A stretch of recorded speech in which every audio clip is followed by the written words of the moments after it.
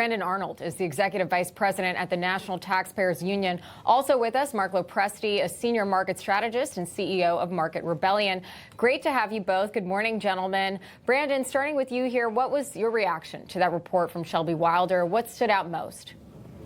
Yeah, I mean, we're fortunate in the United States. We are the largest energy producer. We are the largest producer of natural gas. We have tremendous advantages here as a country that Europe simply doesn't enjoy. So even as we feel the pinch of higher prices, certainly as we fill up our tanks of gasoline, it's really nothing compared to the instability that occurs in a country like or a continent like Europe when they face these types of supply shocks. So again, we're very fortunate. We need to continue to strengthen our relationships with Europe in terms of economics, in terms of diplomacy, and making sure we're exporting to them so they're more reliant on the United States rather than reaching out to Russia or other unstable actors during a time of crisis. Interesting. Well, Mark, it's always good to see you. You know I love you, but I'm about to throw a ton of bricks at you. Oh, wow. But I know you can handle it. I know you can handle it.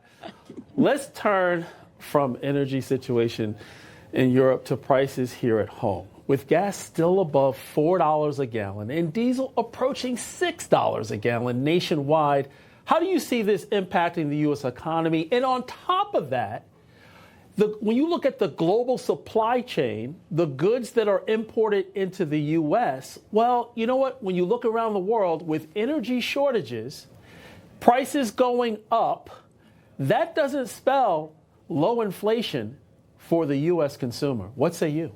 Yeah, I mean, John, you're absolutely right. First of all, good Easter Monday to both you and Krisha. I hope you guys had a wonderful and blessed Easter weekend with your families.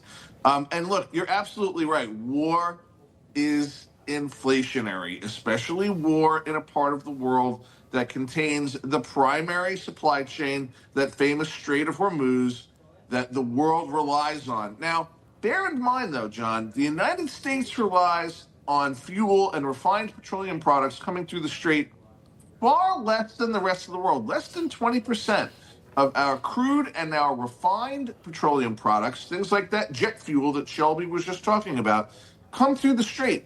That's a big part of the reason why the president has said, hey, allies, hey, rest of the world, this is not just our job. That was a direct message to China, who relies far more, almost double by most estimates, on oil and refined petroleum that comes through the Strait of Hormuz. When it comes to the impact of the American economy, there's no doubt, unfortunately, that the longer that we suffer from these sustained higher oil prices, which we will. Oil was WTI was about 113 when I last looked. That is very high. It's not good for the petroleum industry. It's not good for consumers either. That as we continue and as we get into the summer months, it's not good from the perspective of the American consumer. We got to get this war under control. That's why the president has given this 8 p.m. deadline of tomorrow for Iran to get their act together.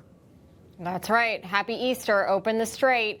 But on Friday, the markets were closed. It was Good Friday, but we did get the jobs numbers, which were very good. The U.S. economy added 178,000 jobs in March, according to the Bureau of Labor Statistics. Brandon, this is well above expectations. The Trump administration truly touting these numbers. Of course, they could always be revised down.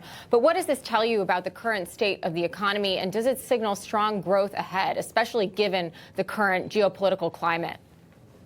Well, I think you flagged an important asterisk there. We don't want to get too excited about a positive job figure, just as we don't want to get too depressed about a bad job figure, because we are going to see considerable fluctuation with revisions, with multiple indices pointing in different directions. Right now, I think our job market remains a little tenuous. We've seen some growth, a very strong report here, but I think we should remain cautiously optimistic about the state of the economy. There's a number of red flags, and we're seeing, of course, gasoline prices will in all likelihood push up inflation across the board here. So I don't think it's time to spike the football, but I think it is time to continue some of the policies that Trump has implemented in terms of deregulation, his war on red tape. All of that has been very stimulative for the economy. And if we can press that forward, including getting it approved in Congress on a statutory basis, then we could see some continued economic growth. Well, you know what? We're in the second quarter, Mark. And guess what? I have your compliance officer on the phone. Okay, I'll say it. The compliance officer said, we don't know if Mark is going to say this before he comments on the jobs report. So can you say it for him? I said, certainly. Past performance is no guarantee for future success. I know you've heard that a lot. So break down the jobs numbers, but also look into that crystal ball. What do you see for Q2? Yeah, I think the Easter Bunny might have eaten my crystal ball yesterday, John, so I'm not totally sure what I can do about that. But I'm glad you gave me the opportunity because I want to take a little bit of a more opportunistic tack than my colleague Brandon did here on those jobs numbers. This was not a small miss. This was 50,000 jobs more than the street was expecting. That is a pretty big beat, as we call it on Wall Street. That's the first thing that I'll point out. Second thing that I'll point out, unemployment ticking lower. That was also a better number than the street was expecting. And when I look at these numbers, I look at them on a basis that is adjusted, taking into account, if you will, things like AI, things like this war in Iran, things like immigration policy that have also impacted the employment picture pretty substantially. And to see those kinds of numbers, notwithstanding those external and rather unique factors, particularly AI. I've said this on the show before, John and Krisha. I think that we underestimate the impact of AI in terms of taking jobs away from humans. So when I see consistently good numbers, and Brandon's right, they may be revised down because we know how reliable those BLS numbers are.